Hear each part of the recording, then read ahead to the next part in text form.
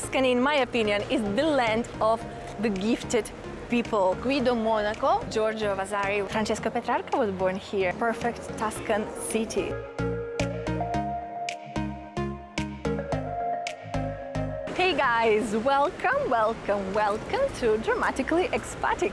We're in Arezzo today in Tuscany, and you probably know that I love Tuscany. I'm a huge fan of this region because it's beautiful, breathtakingly beautiful, and it has amazing history. Well, all of Italy does. However, Tuscany is definitely my weak point in Italy, and I'm so happy to be showing this city to you today. It's the first time here for me, so I'm very excited to discover it for myself and to inspire you to come here as well. So if you're ready, guys, let's go with me.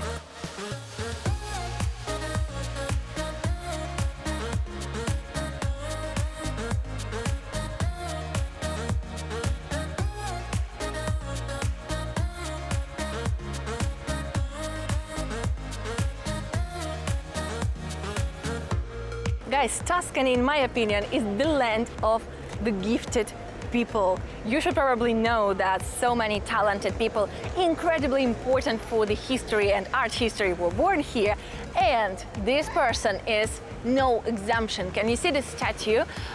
This statue is of Guido Monaco, better known as Guido of Arezzo, who was a medieval musical theorist who invented the modern staff notation in the 11th century. Can you just imagine we are still using this same thing that he once invented here? I think it's absolutely fascinating how many incredible people this land has produced.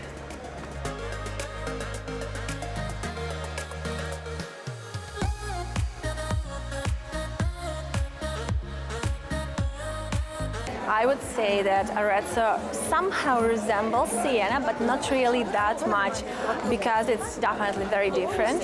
There are lots of people, even despite it being a working day today, but I really love the vibe of the city. It's so vibrant and so lively.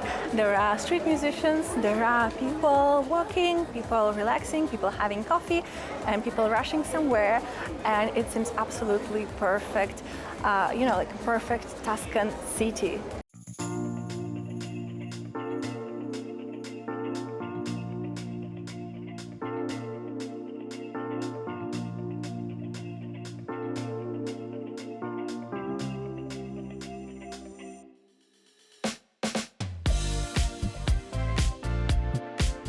One thing I notice about Arezzo is the amount of artisanal shops. Look at this one. These things are so beautiful, and I also like how it looks. Like, the presentation of the shops is really cute. Just have a look. Look at this small theater nestled on a really small, narrow street in between various cafes and bars.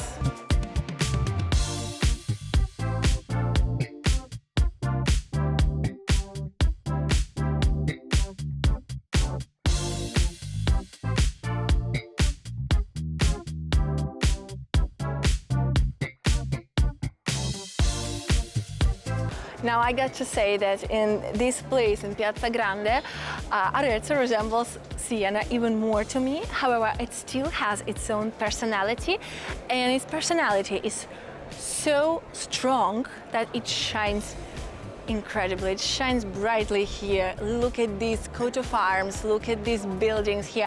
And also the Piazza Grande is so peculiar because it's angular. It's not flat, it's not oval, it's nothing that you can see in any other Italian city. Right behind my back here in Piazza Grande is La Bottega di Nike. Nike is a famous local character, a real personality, really existing personality once in the 19th century, who was a kind of a local Robin Hood. The official records obviously state that he was a thief, a robber. However, some locals considered him a Robin Hood because he was reportedly robbing the rich to give money to the poor.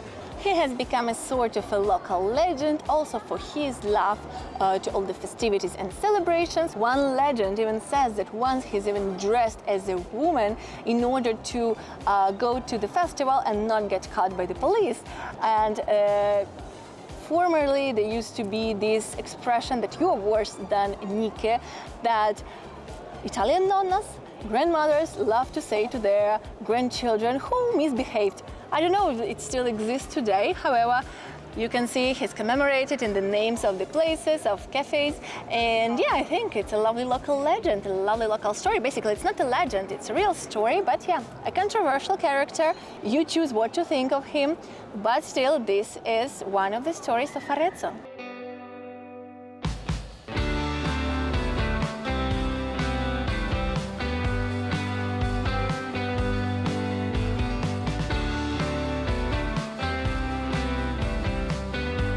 So overall, I would say that Piazza Grande is definitely worth a visit for some cool pictures and to just admire the beauty of this place. However, I would personally probably refrain from buying souvenirs here. There are lots of shops here, but some of them actually look like, you know, just your regular souvenir shops, which is not exactly what I like. They seem to be like antique shops. There is at least one antique shop that looks actually like an antique shop. Others are just souvenir shops, posing for antiques probably, and it's not my jam. However, yeah, still worth a visit for all of the beauty of this place.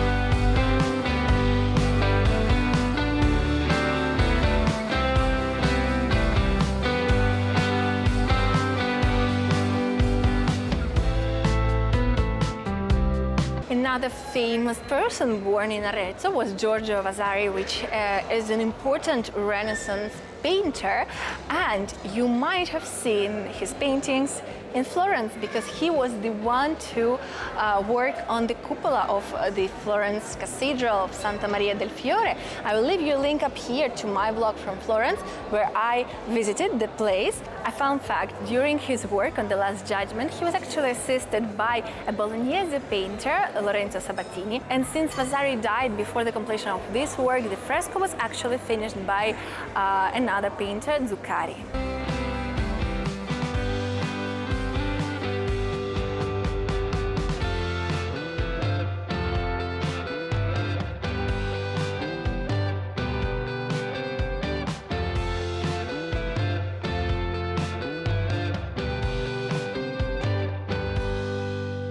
This, guys, is the ultimate reality of travel vlogging. When you are on a tight schedule, when you don't have time to snack, this becomes your snack from a local artisanal shop though.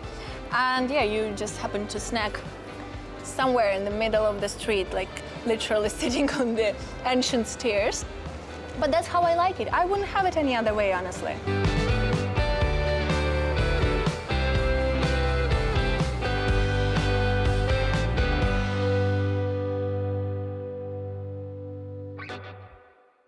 Guys, if you haven't subscribed yet to my channel, if you are new here, please make sure to subscribe and click the bell button down below so you get all the notifications of all of my upcoming videos, because I post every week and I'm pretty sure you're gonna love my other travel vlogs. Also, if you like my content and if it inspires you to travel more and if it helps you planning your travels to Italy, make sure to use the thanks button down below so you can help me support this channel.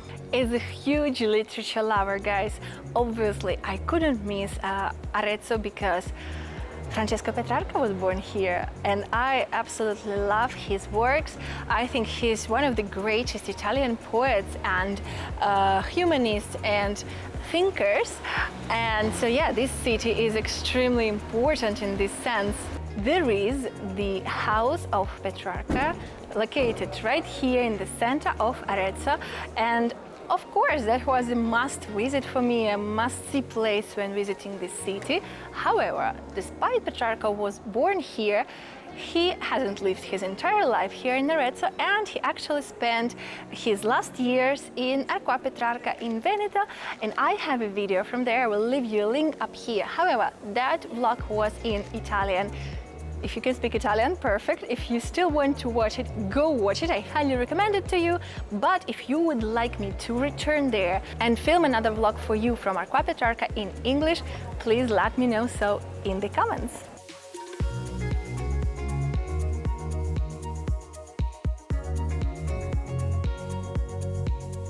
Petrarca was not particularly fond of Arezzo or of his home here, as we can judge from some of his letters. However, I personally think that the house was lovely, and also the library inside there is very impressive, so I highly recommend you to visit it. And you can also see some bits of historical furniture and even one tooth of Petrarca and some remains of his bones, which is kind of weird. They were extracted from his sarcophagus. But still, you know, if you're a literature lover, guys, definitely you have to visit this place once you're in Arezzo.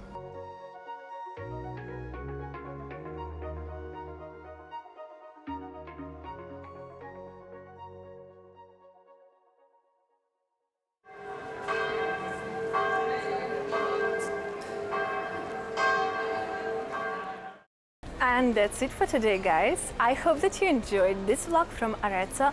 I honestly loved this city. Arezzo has definitely made its way up to my favorite Tuscan towns, to the place where I would love to return many times again and again. And I hope that you feel inspired to come here as well. As always, guys, don't forget to like, comment and share this video with your friends, because sharing is caring, and I hope to make many more videos for you. And if you're new here, don't forget to subscribe. Hit that bell button, hit that subscribe button, so you can make part of our lovely community. Thank you guys for being here, and enjoy your day.